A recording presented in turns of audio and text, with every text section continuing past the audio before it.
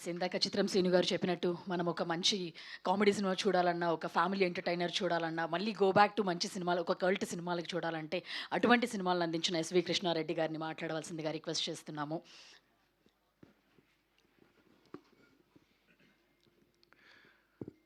అందరికీ నమస్కారం. ఎలా ఉన్నారు మీరు? మీ గురించే నా బాధంతాను. నేను ఎంతసేపు ఏం ఆలోచిస్తానంటే, ఈ సినిమా బాగా రావాలని, నాగేశ్వరరెడ్డి బాగా తీయాలని, అలాగే శ్రీకాంత్ చాలా బాగా యాక్ట్ చేయాలని, అలాగే లై గారు కూడా అద్భుతమైనటువంటి యాక్టింగ్ చేయాలని.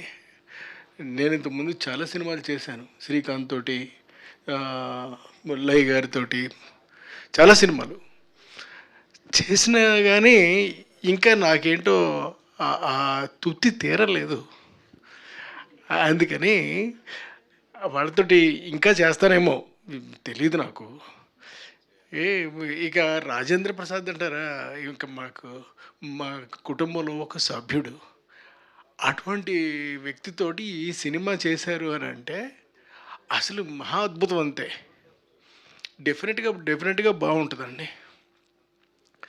ఇక మిగతా టెక్నీషియన్స్కి వచ్చేసరికి, మిగతా ఆర్టిస్టులకు వచ్చేసరికి అందరూ కూడా చాలా బాగా చేశారు, ప్రతి ఒక్కళ్ళు కూడా. ముఖ్యంగా ఈ ప్రొడ్యూసర్స్ అద్భుతమైనటువంటి ప్రొడ్యూసర్స్. ఇక ఇకపోతే ఈ బ్యానరు మరింత ఆ, మంచి బ్యానర్ ఇది. అంచేత ఇలాంటి బ్యానర్లో ఏ సినిమాని కూడా ఎవరూ వదులుకోరు.